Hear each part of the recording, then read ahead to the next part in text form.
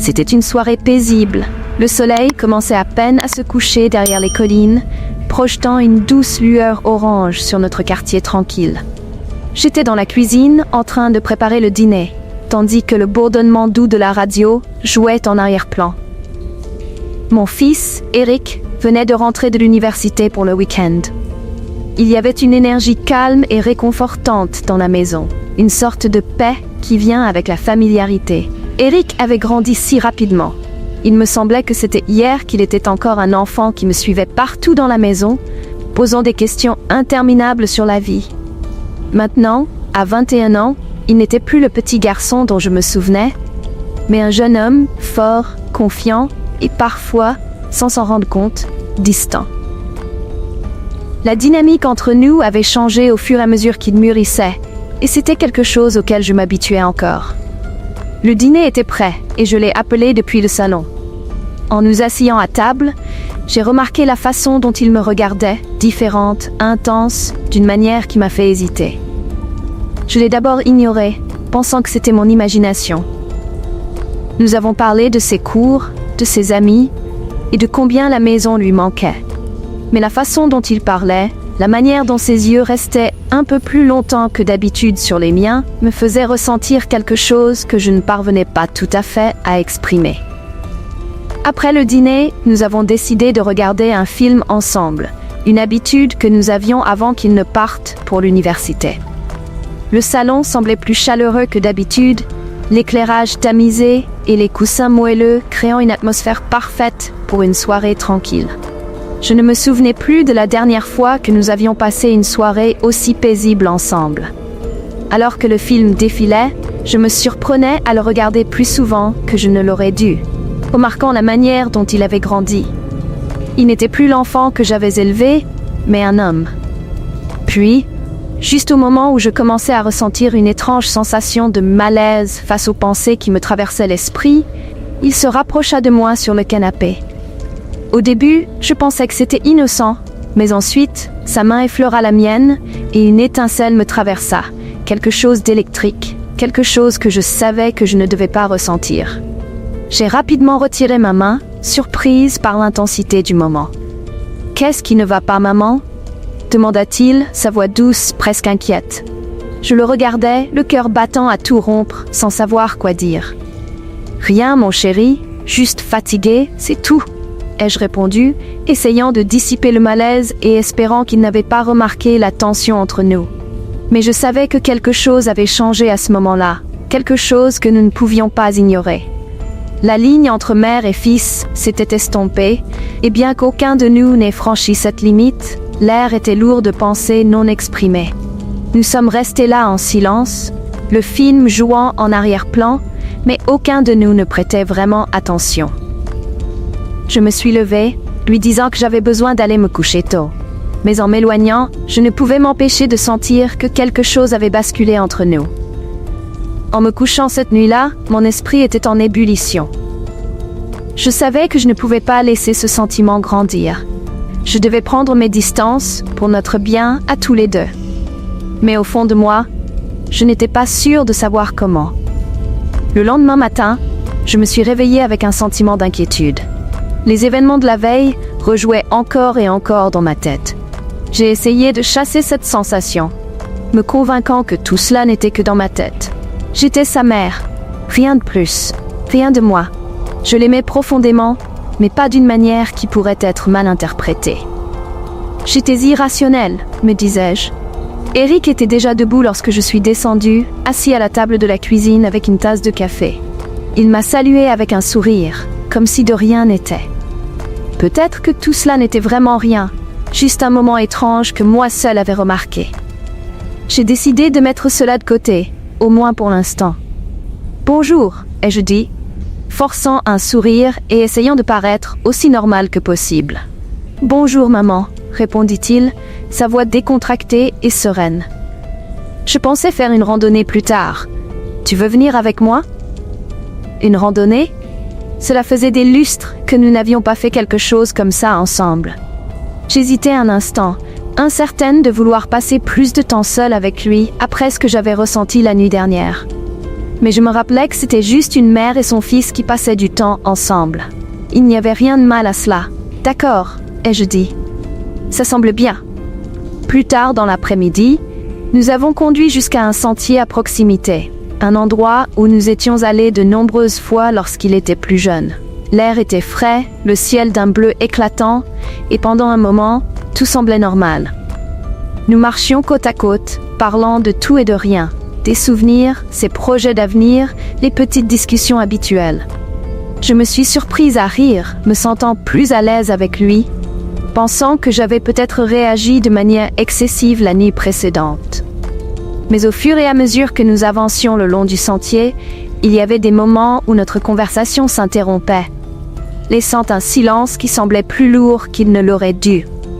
À un certain point, alors que nous atteignions une clairière offrant une vue magnifique sur la vallée en contrebas, Eric s'arrêta de marcher et se tourna vers moi. « Tu as toujours été là pour moi ?» « Maman, dit-il, sa voix douce mais sérieuse. Il y avait quelque chose dans son ton qui me prit au dépourvu, une vulnérabilité qui me fit mal au cœur. Je souris, essayant d'alléger l'atmosphère. « Eh bien, tu n'auras pas à t'inquiéter de ça de sitôt, plaisantai-je. Je ne vais nulle part. » Il ne rit pas. Au lieu de cela, il fit un pas de plus vers moi, ses yeux fixant les miens. « Non, je suis sérieux, continua-t-il. Tu as toujours été plus que ma mère. Tu as été tout pour moi. » Je me figeais. Ces mots flottèrent dans l'air, lourds de sens, et je n'étais pas prête à affronter cette réalité. Je scrutais son visage, cherchant un signe qu'il était simplement sentimental, que c'était juste un moment innocent d'affection. Mais il y avait quelque chose dans ses yeux, quelque chose qui fit à nouveau battre mon cœur plus vite, tout comme la nuit précédente. « Eric, dis-je, ma voix à peine un murmure. Tu sais combien je t'aime, n'est-ce pas ? » « Bien sûr, répondit-il, s'avançant encore plus près. Je t'aime aussi, plus que tu ne le penses. » Mon pouls s'accéléra. Ce n'était pas ainsi qu'une mère et un fils étaient censés se parler, ni se regarder. Mon esprit criait à mon corps de reculer, de mettre de la distance entre nous, mais je me sentais figée sur place. « Je pense qu'on devrait rentrer, dis-je, ma voix tremblante. Il commence à se faire tard, mais avant que je puisse faire un mouvement, il tendit la main et prit doucement la mienne. Le geste semblait innocent, mais la manière dont il me tenait, la façon dont son pouce caressait lentement ma peau, fit se tordre mon estomac d'une manière que je ne pouvais pas ignorer. « Maman, » dit-il doucement, sa voix pleine de quelque chose que je n'arrivais pas à définir. Je ne sais pas comment le dire, mais j'ai ressenti quelque chose que je ne devrais pas, et je pense que tu l'as ressenti aussi. La panique m'envahit. Je retirai ma main, faisant un pas en arrière, mon cœur battant à tout rompre dans ma poitrine. « Eric, arrête, dis-je, ma voix tremblante. Tu ne le penses pas. Tu es confus. » Il me regarda, son expression mêlant confusion et douleur. « Je ne suis pas confus, maman. Je sais ce que je ressens. »« Non, dis-je en secouant la tête. Ce n'est pas juste. Tu es mon fils. Nous ne pouvons pas... » Je n'arrivais même pas à terminer ma phrase, les mots étant trop dangereux, trop lourds pour être prononcés à haute voix. Eric prit une grande inspiration, son visage assombri par l'émotion. « Je sais que ce n'est pas juste, mais je ne peux pas contrôler ce que je ressens, et je ne pense pas que tu le puisses non plus. » Les larmes montaient dans mes yeux, alors que je luttais pour garder mon sang-froid. Cela ne pouvait pas arriver. Je devais arrêter cela avant que cela n'aille plus loin, avant que nous ne franchissions une ligne qu'on ne pourrait jamais retraverser. « Je suis ta mère, » dis-je, ma voix brisée. « Et je t'aime, mais pas de cette façon. Je ne peux pas, nous ne pouvons pas. » Les mots restèrent suspendus entre nous, lourds et étouffants. Je voyais la douleur dans ses yeux, la façon dont ses épaules s'affaissèrent en signe de défaite. Il hocha lentement la tête, regardant le sol comme s'il avait honte. « Je suis désolé, » murmura-t-il. « Je ne voulais pas te mettre mal à l'aise. » Je déglutis péniblement, essayant de contenir le tourbillon d'émotions qui m'envahissait. « Ce n'est rien, » dis-je doucement, même si je n'étais pas sûre que ce soit vraiment le cas. « Rentrons à la maison. » Le trajet du retour fut étouffant de silence. Eric ne prononça pas un mot, et moi non plus. Le poids de ce qui avait été dit sur le sentier planait lourdement entre nous, rendant chaque seconde qui passait insupportablement longue. Je gardais les yeux fixés sur la route, mon esprit en ébullition, essayant de comprendre ce qui venait de se passer.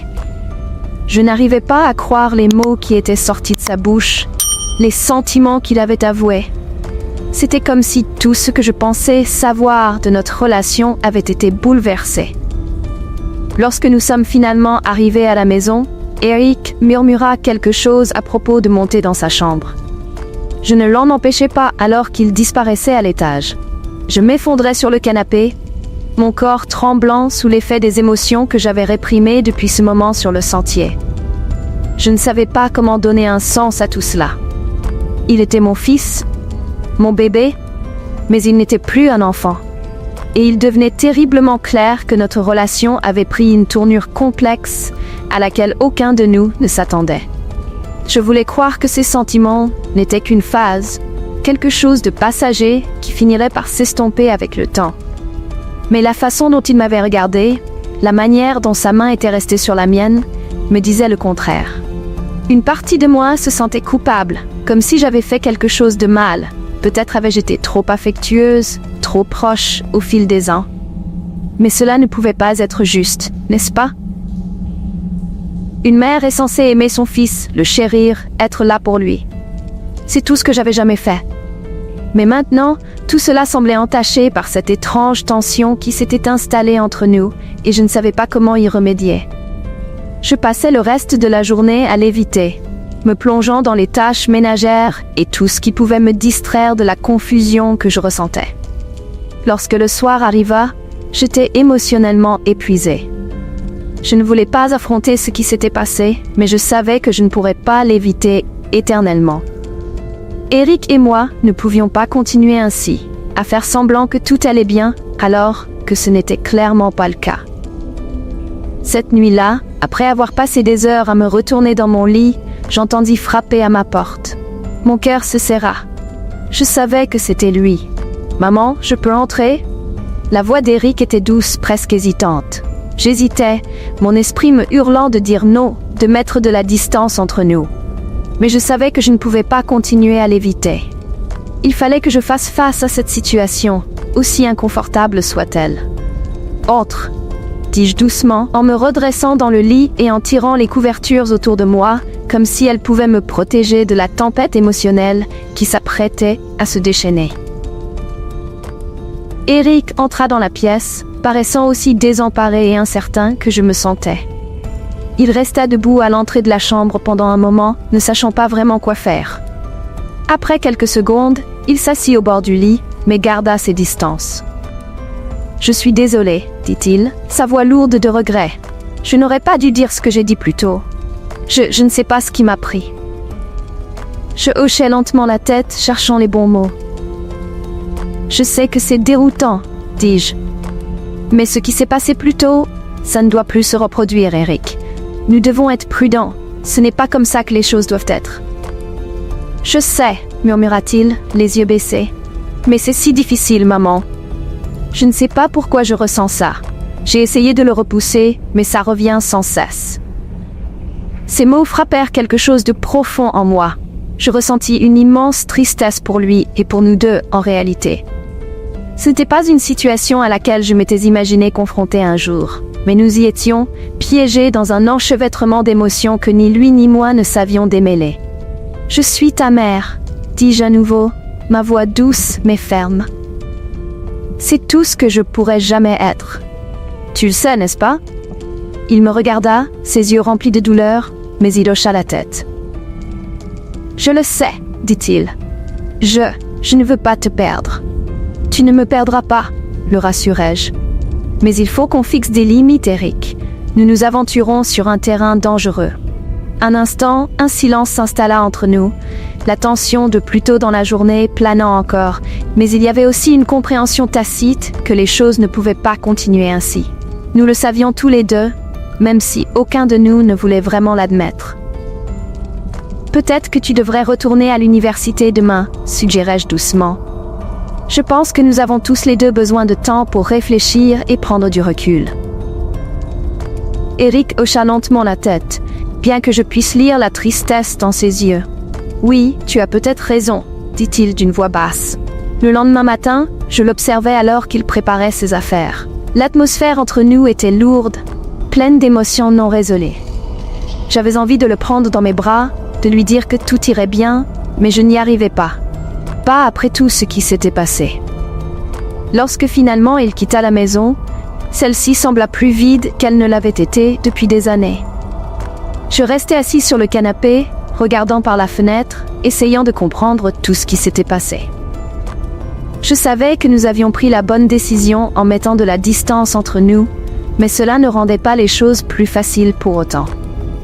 La relation entre une mère et son fils était censée être simple, pure. Pourtant la nôtre était devenue quelque chose de bien plus complexe, quelque chose que ni l'un ni l'autre ne savions comment gérer. Au fil des jours, j'essayais de reprendre ma routine habituelle, mais ce n'était plus pareil. La maison était trop silencieuse sans Eric, et je me surprenais à penser à lui plus que je ne l'aurais dû. J'avais espéré que la distance nous aiderait à clarifier nos sentiments, que cela nous permettrait de retrouver un certain équilibre. Mais au fond de moi, je savais que les choses ne redeviendraient jamais comme avant. Quelque chose avait changé entre nous, quelque chose que nous ne pourrions jamais défaire. Et je n'étais plus sûre de ce que l'avenir nous réservait. Merci d'avoir écouté mon histoire. N'oubliez pas de vous abonner pour d'autres vidéos comme celle-ci.